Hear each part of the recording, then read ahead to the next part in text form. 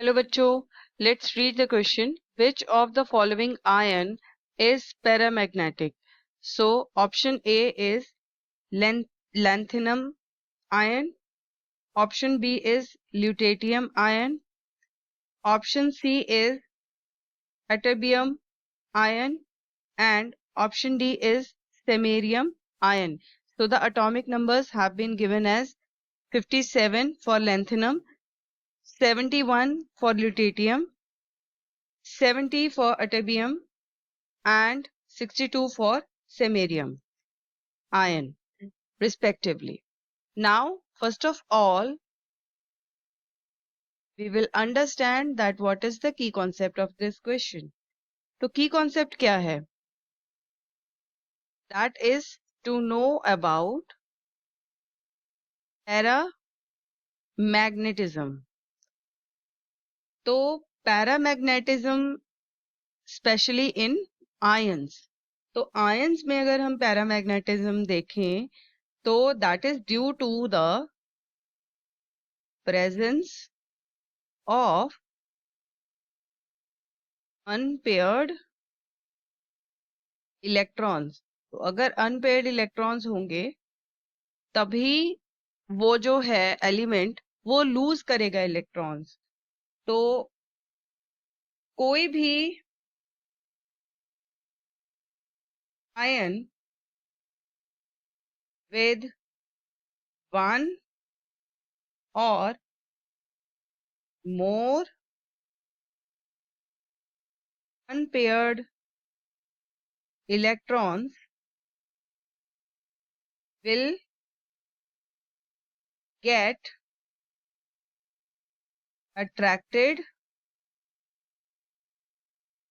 to the magnetic field, यानी के वो पैरामैग्नेटिक इन नेचर हो जाएगा. और अगर ऐसा नहीं हुआ देन इफ नॉट देन मतलब अगर उसके पास अनपेयर्ड इलेक्ट्रॉन्स ना हुए तो वो क्या हो जाएगा, उसको क्या बोलेंगे हम, डायामैग्नेटिक बोलेंगे. तो यहाँ पर I will explain the answer now. सबसे पहले तो हम जो ऑप्शन नंबर ए को देखेंगे that is lanthanum ion, La3 positive. तो अगर हम लैंथेनम के एटॉमिक नंबर को देखें दैट विल बी 57. तो सबसे पहले तो हम नियरेस्ट नोबल गैस कॉन्फ़िगरेशन देखेंगे, उसके बाद जो ऑर्बिटल्स हैं उनको देखेंगे. तो that will be 5d1 6s2. अब यहाँ पर जो lanthanum है that will lose 3 electrons. तो यहीं से निकलेंगे 3 इलेक्ट्रॉन्स. एक तो निकलेगा 5d1 से और दो निकलेंगे 6s2 से. तो that means there will be no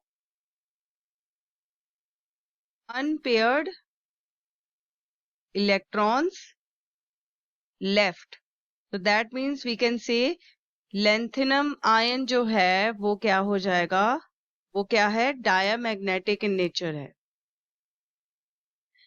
Now the next we will see about lutetium ion. तो अगर हम lutetium का atomic number देखें so that will be 71. तो nearest noble gas configuration के बाद कौन से ऑर्बिटल्स हैं, 4f 14 5d1 एंड 6s2. तो यहीं से निकलेंगे इलेक्ट्रॉन्स, यानी कि 5d1 से और 6s2 से, क्योंकि 4f 14 तो क्या हो गया, स्टेबल हो गया. नाउ यहां पर भी no unpaired electrons. That means जो ल्यूटेटियम भी है वो क्या है, डायमैग्नेटिक है। अब नेक्स्ट जो है हम देखेंगे एटर्बियम। टर्बियम Yb2 पॉजिटिव है। इसकी अगर इलेक्ट्रॉनिक जो है एटॉमिक नंबर है वो क्या है 70 और electronic configuration will be 4f14 6s2।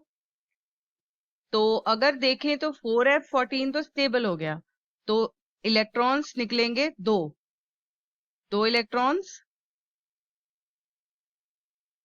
Loose करेगा एटर्बियम, और इस वजह से इसके पास कोई भी अनपेयर्ड इलेक्ट्रॉन है ही नहीं, क्योंकि ये एक स्टेबल कॉन्फ़िगरेशन में आ गया। तो ये इसकी भी नेचर क्या हो जाएगी, डाया मैग्नेटिक। अब लास्ट वाला जो है सेमेरियम 3 पॉजिटिव। अब अगर सेमेरियम का एटॉमिक नंबर देखें सो दैट इज 62 और इसकी इलेक्ट्रॉनिक कॉन्फ़िगरेशन देखें तो that will be 4f6 and 6s2। तो यहां पर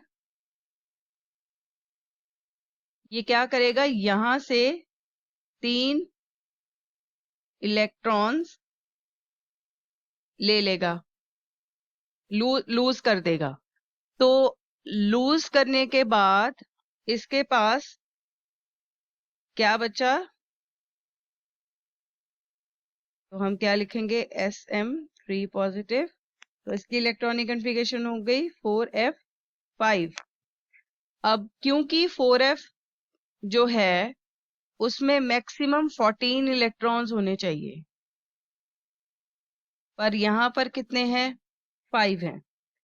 दैट मीन्स इसके पास 5 अनपेयर्ड इलेक्ट्रॉन्स प्रेजेंट हैं। दैट मीन्स इसकी नेचर क्या हो जाएगी, पैरा मैग्नेटिक। सो अगर हम अपने ऑप्शंस में देखें तो ऑप्शंस में option number D will be our correct option. I hope you have understood this answer very well. Thanks for watching.